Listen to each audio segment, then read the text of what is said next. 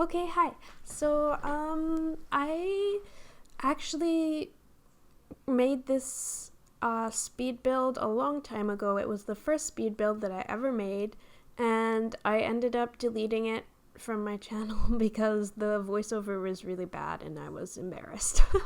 But I thought I did want to re-upload it eventually, so I thought I would kind of take this opportunity just to talk about Bloodlines 2 and my thoughts on it and how excited I am and stuff.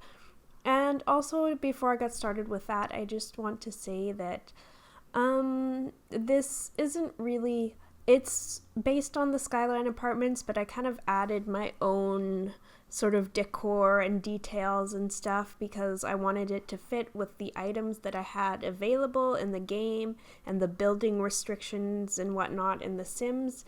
So, yeah, I kind of started out trying to be as true to the original as possible, and then I kind of just went off in my own direction. But yeah, I hope it looks okay in the end. But anyways, Bloodlines 2. Oh my goodness. When I saw the trailer, I was so excited. I was shaking, and then I saw that they had been talking about having people who worked on the original game and maybe having some reoccurring characters from the first one. I was so happy. I was a little apprehensive because I didn't want to get my hopes up too high and then be disappointed, because Bloodlines was honestly my favorite game of all time. It was really the game that sort of paved the way for me in terms of how I think about video games now, if that makes sense. Like, it was really like the gold standard for me personally in terms of RPGs, at least. So yeah, I had high hopes, and so far I'm still really excited. There's a couple of things that I'll talk about later. It's not really a big deal, just little things. But anyways, I don't know what to talk about first. I think maybe going into the clans, I just want to say that I feel I was really nervous because I wanted to play as a Malkavian on my first playthrough, and everyone was saying, no, it's going to be Nosferatu or La Sombra, and that really upset me. I know a lot of people say that certain clans aren't good for your first playthrough, like Nosferatu and Malkavian are the two big ones, but that honestly bothers me a bit, because in a lot of ways I think that your first playthrough is sort of the most special and the one that really sticks with you. And if a certain type of character really speaks to you, I think you should just go for it. And especially in terms of Malkavian, I know some people think it's spoilery, but I don't really see it that way. I think that it's part of the Malkavian experience to sort of be thrown into this chaotic world and not really know what's going on, and you're hearing all these voices, and you don't necessarily know if these sort of premonitions that you're having are genuinely sort of foreshadowing what's to come, or if it's just complete nonsense. And that's kind of sort of part of the inner turmoil of being a Malkavian, I think, and that really is such a unique and interesting experience, and that's part of why I loved my first playthrough as a Malkavian so much in the original Bloodlines, and why it just stuck with me. And I think probably the same thing for Nosferatu. Like, just do whatever you want, and I don't think it's fair that you should have that first experience sort of taken away from you because somebody said, you remember someone said it's not a good idea, so you second guess yourself and just pick something else.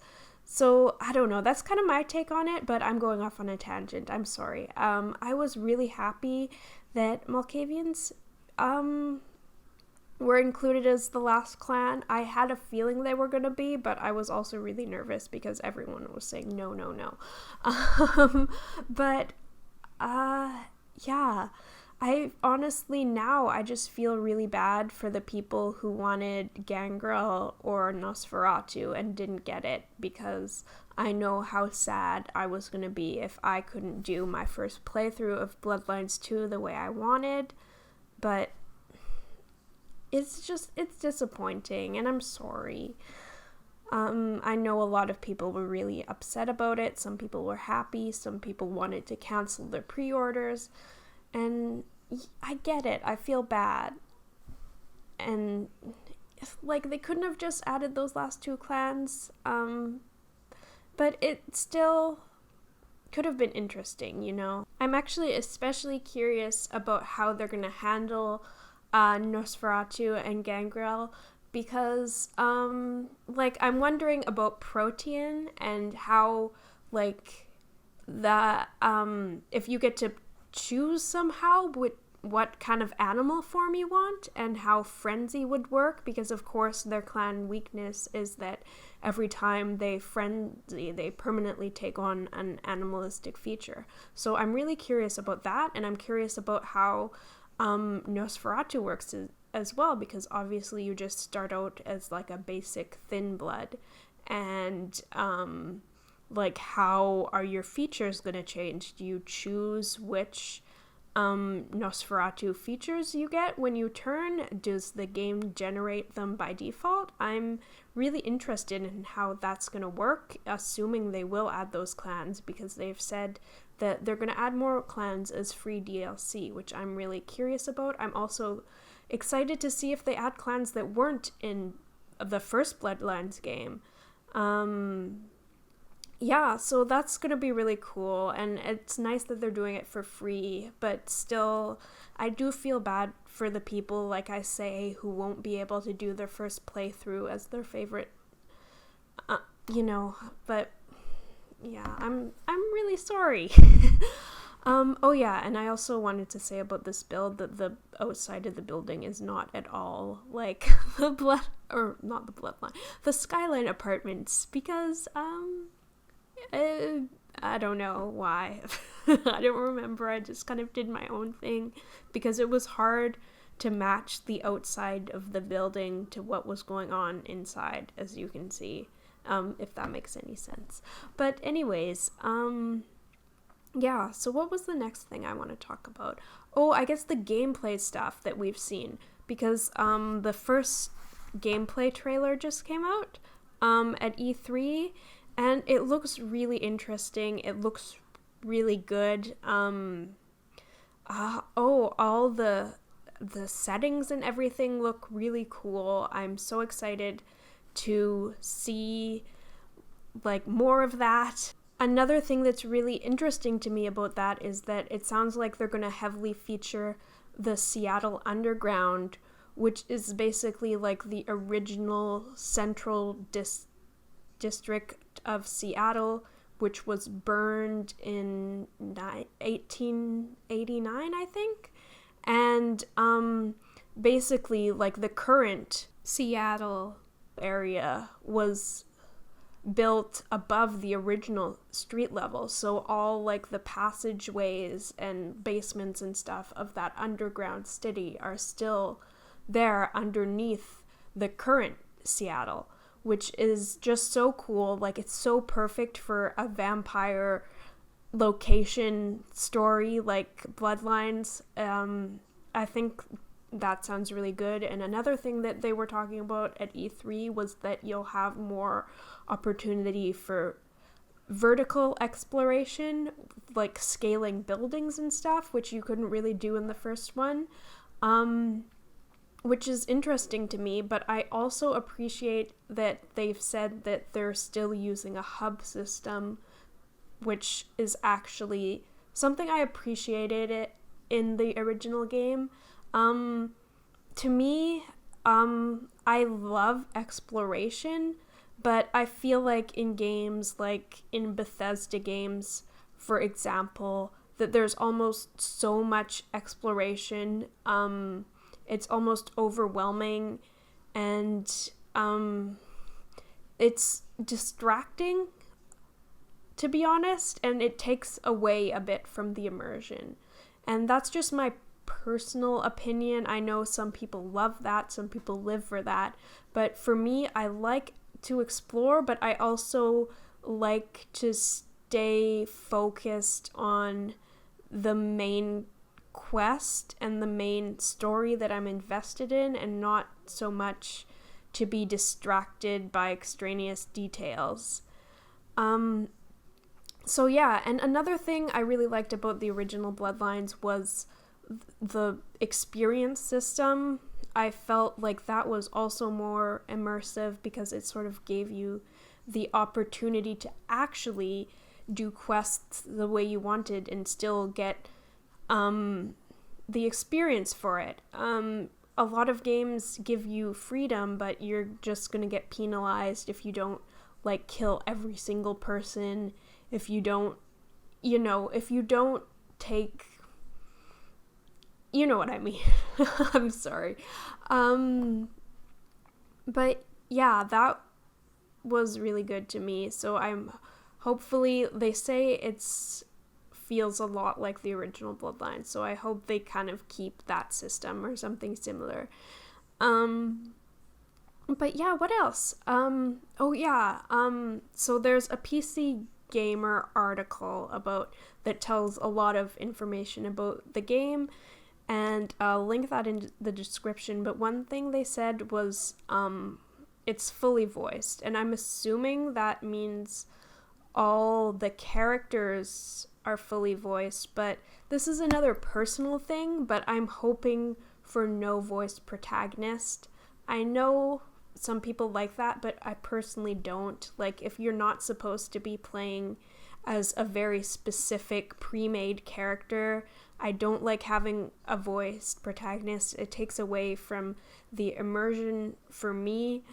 I like to kind of imagine my characters voiced by myself, and I don't like really feeling as though I'm guiding someone else's conversation and giving them, like, slight suggestions of what to say as opposed to experiencing it for myself. And it also kind of, it just seems unnecessary. Like, it honestly almost upsets me when I think about all the time and the resources that go into voicing all those lines that could have been used to improve other aspects of the game. Like in Fallout 4, for example, I don't know. I don't like it. But yeah. Oh yeah, and the newer Dragon Age, like BioWare games, I don't enjoy having a voice protagonist. But that's just my personal opinion. Other people might feel differently, and that's okay. But another thing I was gonna say was, just getting back to the gameplay elements, the blood resonance sounds really interesting, which isn't really something that you experienced in the original game, so I think that could be a cool addition. One thing I did notice, the only criticism I really have for the gameplay trailer, was that the lip sync looked really stiff and awkward. I think, correct me if I'm wrong, but I think this is still alpha footage, so maybe they'll, like, touch that up by the time the game is released. I don't know. It's not a huge deal. It's just something that did stand out to me a little bit. But yeah, what else? Oh yeah. In that PC Gamer article, there's it's talking about, like, different side quests and stuff, and one of the things that it says, it talks about, like, this corkboard you get in your first haven, I think it was, with all these documents on it. And one of the things that it says in the article is, among the documentation, for example, is a missing cat poster. As you explore Seattle, you'll find greater concentrations of missing cat posters in certain areas, and if you take the time to investigate the phenomenon, you can eventually discover where all the cats have gone and why they have disappeared, and that did not make me happy. I really, like, and I talked about this with my friend as well, like, I don't want to deal with any kind of animal cruelty. I don't want to go into a warehouse or something and see a bunch of dead or injured cats. That just, like, honestly broke my heart. Like, have so much trepidation now about playing this game that I didn't before. I hope it's nothing bad, but it sounds terrifying to me, honestly. I can handle violence towards people, but just any type of animal cruelty, I'm out. Like, I don't even play survival games and stuff where you're required to hunt. That's just not for me. So I really hope that that's not a huge thing that, I don't know, I'm like, that turned me off more than anything else. It's just disgusting to me, honestly, and I don't mean to sound like, oh, you know, but I don't want to whine and complain about this one little detail, but it was something that just, you know, I don't personally feel comfortable with.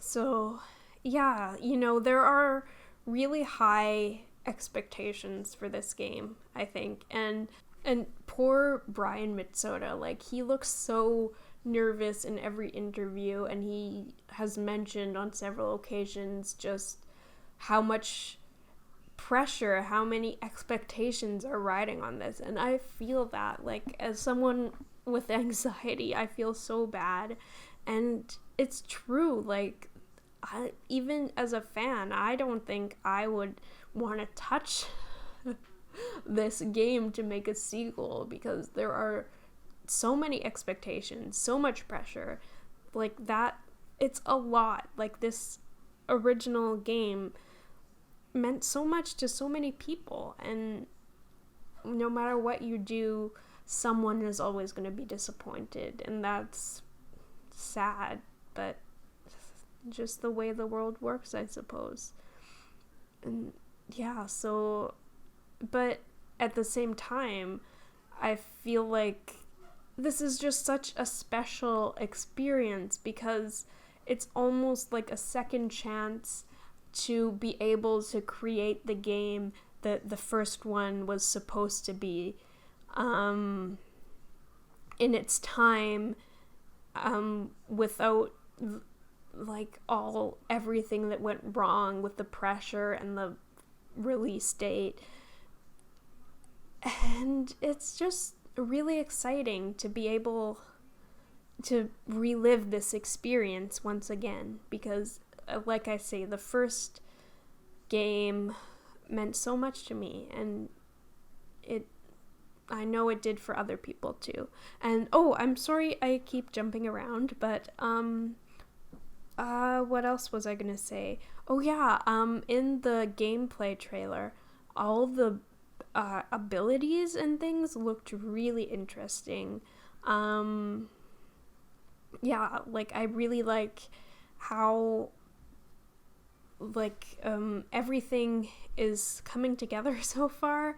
And of course, some things will probably sound better in writing than they do in the game. Like, I'm not completely delusional that you're gonna have like freedom to do everything and everything you want.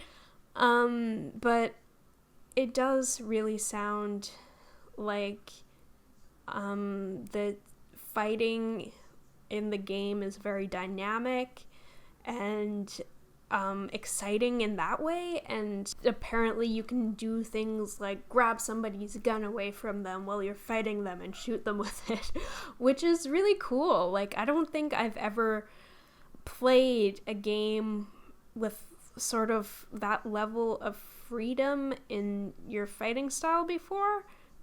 I could be wrong. I could be overlooking something. But yeah, and all the different disciplines that they've showed, I guess, in the trailer, just visually look very intriguing. And what else? Oh yeah, we see a text message in the trailer, which is also kind of interesting, and I'm wondering if that kind of replaces the emails from the first game, which honestly is something I loved. It was so funny. I meant to say so fun. Just getting those emails from a friend and like how it tied into what was happening in the story. That was just such like little details like that. They're just such small things, but they really, really make the experience. Oh, and just going back to the cat thing, I didn't mean it to make it sound like I wasn't interested in the side quests and whatnot. It does sound like a really interesting environment to explore, and I hope we get more really cool levels. Like Alistair Grout's mansion was honestly just one of my favorite things. Like, that's my dream home. I loved it so much.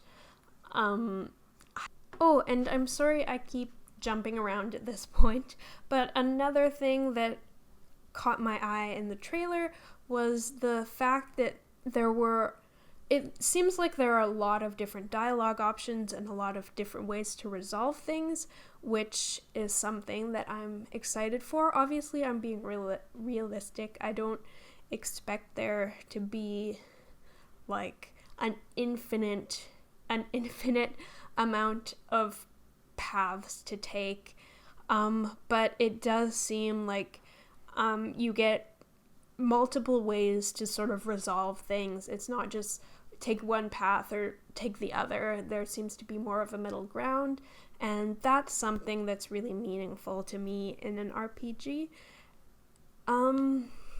Yeah, that really adds so much to the immersion of the game, in my opinion. I'm sorry, I keep saying immersion in this video, but that's true. That's the immersion was sort of, I think, one of the main things that was so special about the first Bloodlines.